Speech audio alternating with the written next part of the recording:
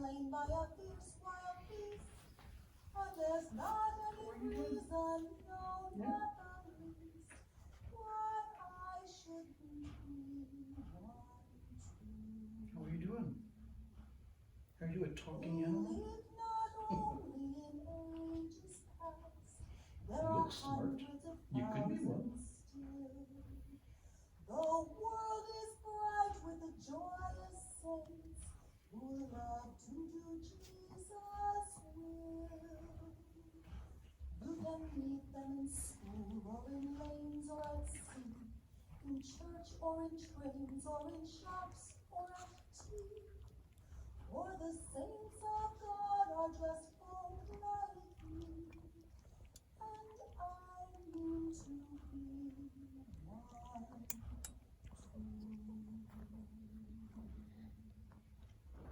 Welcome back to Something for Kids, Storytelling for the Young and the Young at Heart, Season 2. My name is Father Steve Demuth. I serve at Holy Trinity Church, and one of my parishioners, one of my good friends, is Temak, who I think you've met before, and he wanted to say hello. But now he's saying he wants to be back under the warm cover, so I better put him back under the warm cover. Just 1 second. Okay, thank you. Good boy.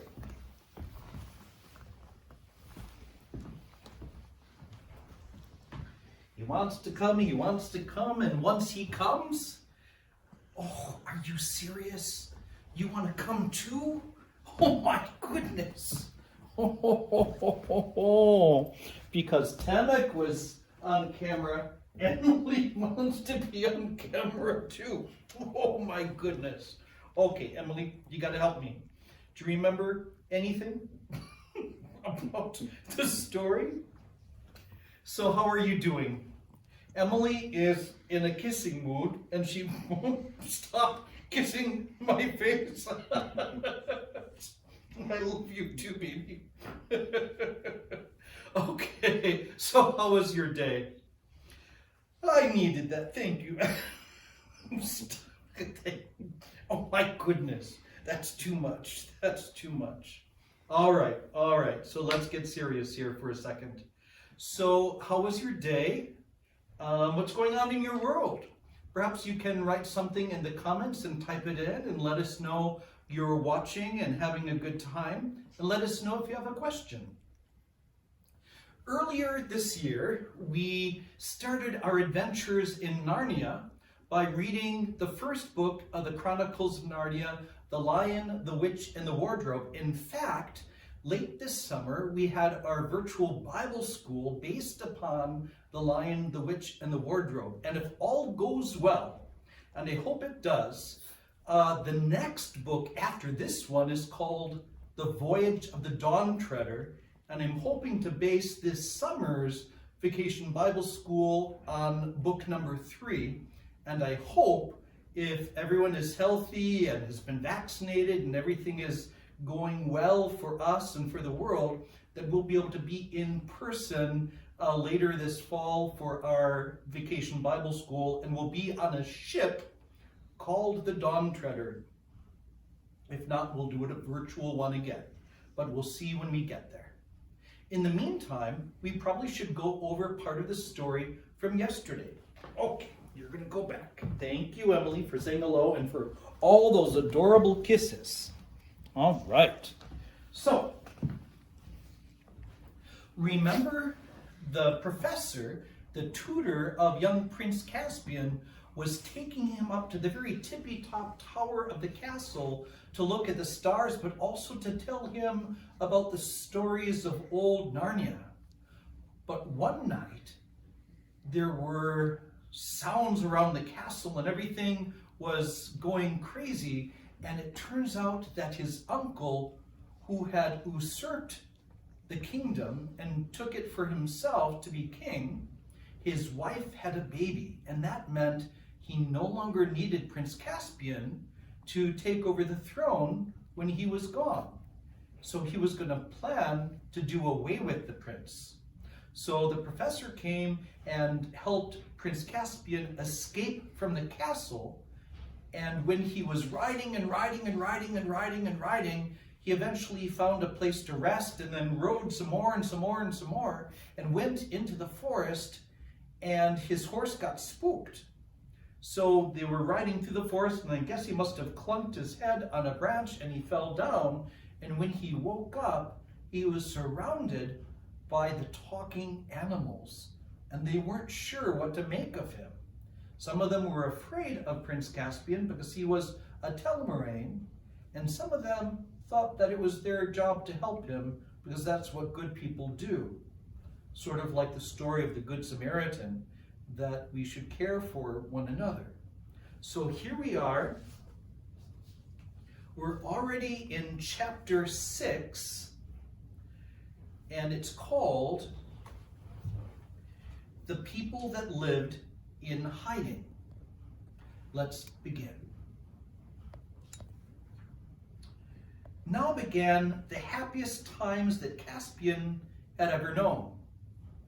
On a fine summer morning, when the dew lay on the grass, he set off with the badger and the 2 dwarfs, up through the forest to a high saddle in the mountains, and down onto their sunny southern slopes, where one looked across the green worlds of Archenland. "We will go first to the 3 Bugly Bears," said Trumpkin. Do you remember Trumpkin from yesterday? They came in a glade to an old hollow oak tree covered with moss, and Truffle Hunter tapped with his paw 3 times on the trunk, and there was no answer. Then he tapped again, and a woolly sort of voice from inside said, "Go away! It's not time to get up yet." But when he tapped the 3rd time, there was a noise like a small earthquake from inside, and a sort of door opened, and out came 3 brown bears, very bulgy indeed, and blinking with their little eyes. And when everything had been explained to them, which took a long time because they were so sleepy, they said, just as Truffle Hunter had said, that a son of Adam ought to be the king in Narnia, and all kissed Caspian, very wet, snuffly kisses they were, and offered him some honey. I wonder if the kisses the bears gave to Prince Caspian were as wet and lovely as the kisses Emily gave to me tonight. Caspian did not really want honey without bread at the time in the morning, but he thought it polite to accept. It took him a long time afterwards to get unsticky. After they had went on till they came among the tall beech trees, and Truffle Hunter called out, "Pattertwig! Pattertwig! Pattertwig!" And almost at once, bounding down from the branch to branch till he was just above their heads, came the most magnificent red squirrel that Caspian had ever seen. It was far bigger than the ordinary dumb squirrels which he had sometimes seen in the castle gardens. Indeed, it was nearly the size of a terrier, and the moment you looked into its face, you saw that it could talk. Indeed, the difficulty was to get it to stop talking, too, for, like all squirrels, it was a chatterer. It welcomed Caspian at once and asked if he would like a nut, and Caspian said, thanks, he would. But as Pattertwig went bounding away to fetch it, Truffle Hunter whispered in Caspian's ear, don't look. Look the other way. It's very bad manners among squirrels to watch anyone going to his store or to look as if you wanted to know where it was. Then Pattertwig came back with the nut, and Caspian ate it. And after that, Pattertwig asked if he could take any messages to other friends, for I can go nearly everywhere without setting foot on the ground, he said.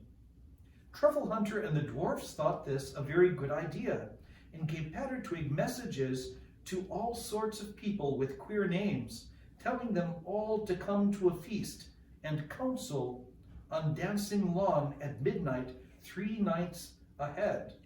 And you better tell the 3 bulgies too, said Trumpkin. We forgot to mention it to them. Their next visit was to the 7 brothers of Shuddering Wood. Trumpkin led the way back to the saddle and then down eastward on the northern slope of the mountain till they came to a very solemn place among rocks and fir trees. They went very quietly, and presently Caspian could feel the ground shake under his feet as if someone were hammering down there. Trumpkin went to a flat stone about the size of the top of a water butt and stamped on it with his foot. After a long pause, it was moved away by someone or something underneath, and there was a dark round hole with a good deal of heat and steam coming out of it, and in the middle of the hole, the head of a dwarf, very much like Trumpkin himself. There was a long talk here, and the dwarf seemed more suspicious than the squirrel or the bugly bears had been. But in the end, the whole party were invited to come down. Caspian found himself descending a dark stairway into the earth, but when he came to the bottom, he saw firelight. It was the light of a furnace. The whole place was a smithy. A subterranean stream ran past on one side of it. 2 dwarfs were at the bellows. One was holding a piece of red-hot metal on the anvil with a pair of tongs. A 4th was hammering it, and 2, wiping their horny little hands on a greasy cloth, were coming forward to meet the visitors. It took some time to satisfy them that Caspian was a friend and not an enemy. But when they did, they all cried, "Long live the king!" And their gifts were noble, mail shirts and helmets, and swords for Caspian and Trumpkin and Knickerbrick. The badger could have had the same if he had liked, but it said it was a beast. It was, and if its claws and teeth could not keep its skin whole, and if its claws and teeth could not keep its skin whole, it wasn't worth keeping. The workmanship of the arms was far finer than any Caspian had ever seen, and he was gladly accepted the dwarf-made sword instead of his own, which looked in comparison as feeble as a toy and as clumsy as a stick. The 7 brothers, who were all red dwarfs, promised to come to the feast at Dancing Lawn. A little further on, in a dry, rocky ravine, they reached the cave of the 5 black dwarfs. They looked suspiciously at Caspian, but in the end the eldest of them said, "If he is against Miraz, we'll have him for king." And the next eldest said, "Shall we go farther up for you, up to the crags? There's an ogre or 2 and a hag that we could introduce to you up there." "Certainly not," said Caspian. "I should think not, indeed," said Truffle Hunter. "We want none of those sort on our side, Knickerbrick." Knickerbrick disagreed with this, but Trumpkin and the badger overruled him. It gave Caspian a shock to realize that the horrible creatures out of the old stories, as well as the nice ones, had some descendants in Narnia still. "We should not have Aslan for our friend if we brought in that rabble," said Truffle Hunter, as they came away from the cave of the black dwarfs. "Oh, Aslan," said Trumpkin, cheerily but contemptuously. "What matters much more is that you wouldn't have me." Cool. "Do you believe in Aslan?" said Caspian to Knickerbrick. "I'll believe in anyone or anything," said Knickerbrick, "that'll batter these cursed Telmarine barbarians to pieces or drive them out of Narnia. Anyone or anything. Aslan or the White Witch, do you understand?" "Silence! Silence!" said Truffle Hunter. "You do not know what you are saying. She was a worse enemy than Miraz and all his race." "Not to the dwarfs, she wasn't," said Knickerbrick. Their next visit was a pleasanter one as they came lower down. The mountains opened out into a great glen, or wooded gorge with a swift river running at the bottom. The open places near the river's edge were a mass of foxgloves and wild roses, and the air was buzzing with bees. Here, Truffle Hunter called again, "Glenstorm! Glenstorm!" And after a pause, Caspian heard the sound of hoofs. It grew louder till the valley trembled, and at last, breaking and trampling the thickets, there came in sight the noblest creatures that Caspian had yet seen, the great centaur Glenstorm and his 3 sons. His flanks were glossy chestnut, and the beard that covered his broad chest was golden red. He was a prophet and a stargazer, and knew what they had come about. "Long live the king!" he cried. "I and my sons are ready for war. When is the battle to be joined?" Up till now, neither Caspian nor the others had really been thinking of a war. They had seen some vague idea, perhaps of an occasional raid on some humans' farmstead, or of attacking a party of hunters, if it ventured too far into these southern wilds, but in the main, they had thought only of living to themselves in the woods and caves and building up an attempt at old Narnia in hiding. As soon as Glenstorm had spoken, everyone felt much more serious. "Do you mean a real war to drive Miraz out of Narnia?" said Prince Caspian. "What else?" said the centaur. "Why else does your majesty go clad in mail and girt with a sword?" "Is it possible, Glenstorm?" said the badger. "The time is ripe," said Glenstorm. "I watch the skies, badger, for it is mine to watch, and it is yours to remember. Tarva and Elambul have met in the halls of high heaven, and on earth a son of Adam has once more arisen to rule and name the creatures. The hour has struck. Our council at the dancing lawn must be a council of war." He spoke in such a voice that neither Caspian nor the others hesitated for a moment. It now seemed to them quite possible that they might win a war, and quite certain that they must wage one. As it was now past the middle of the day, they rested with the centaurs and ate such food as the centaurs provided, cakes of oaten meal and apples and herbs and wine and cheese. The next place they were to visit was quite near at hand, but they had to go a long way round in order to avoid a region in which men lived. It was well into the afternoon before they found themselves in level fields, warm between hedgerows. There Truffle Hunter called at the mouth of a little hole in a green bank, and out popped the last thing Caspian expected, a talking mouse. He was of course bigger than a common mouse, well over a foot tall, and he stood on his hind legs and with ears nearly as long, though broader than a rabbit's. His name was Reepicheep, and he was as gay and martial a mouse. He wore a tiny little rapier at his side and twirled his whiskers as if they were a mustache. "There are 12 of us, sire," he said with a dashing and graceful bow, "and I place all the resources of my people unreservedly at your majesty's disposal."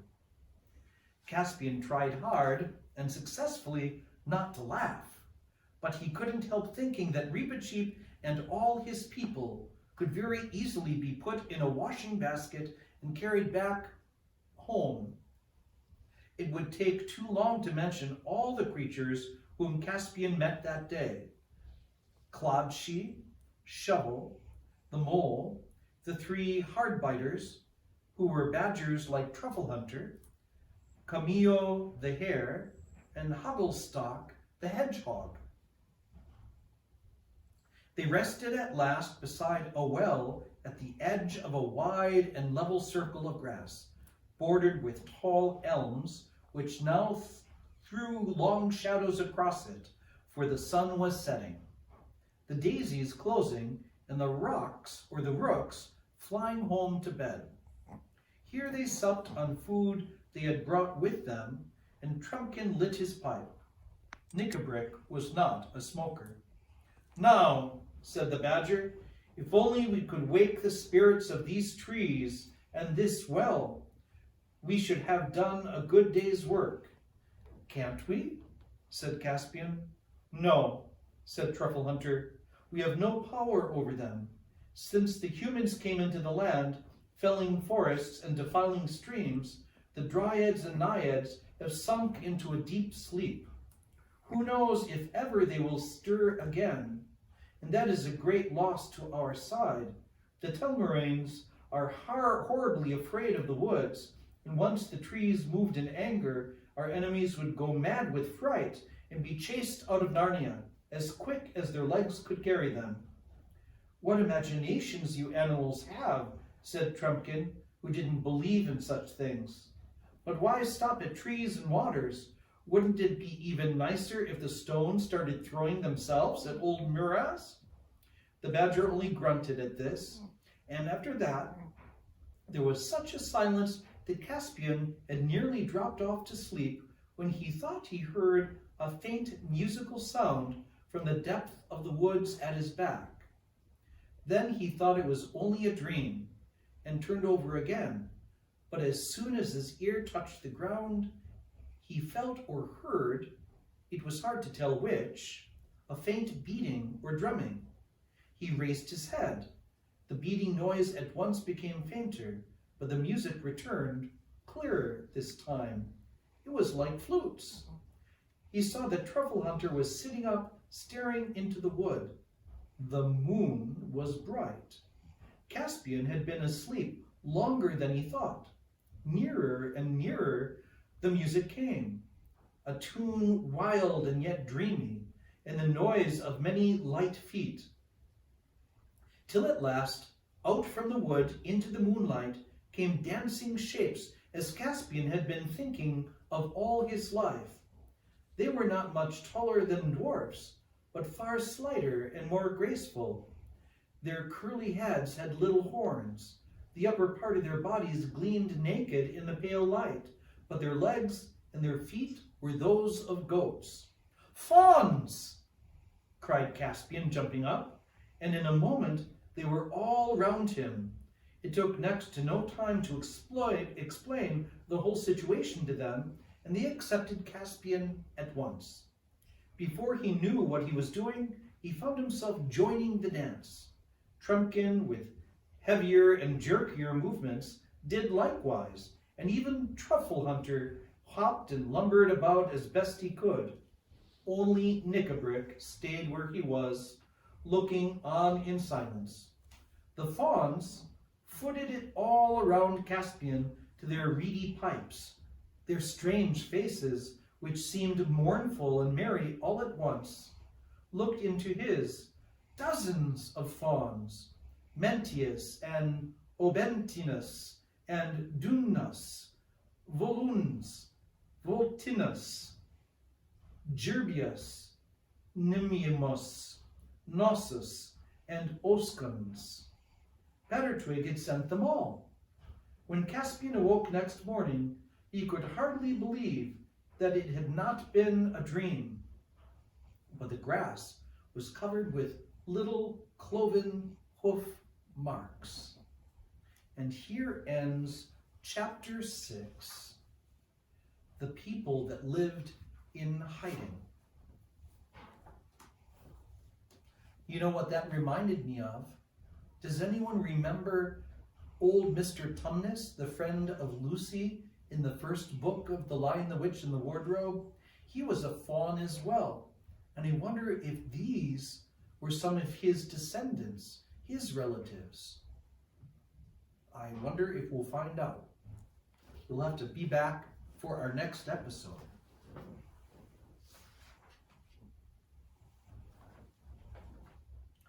I'm glad that we're together again, experience the adventure.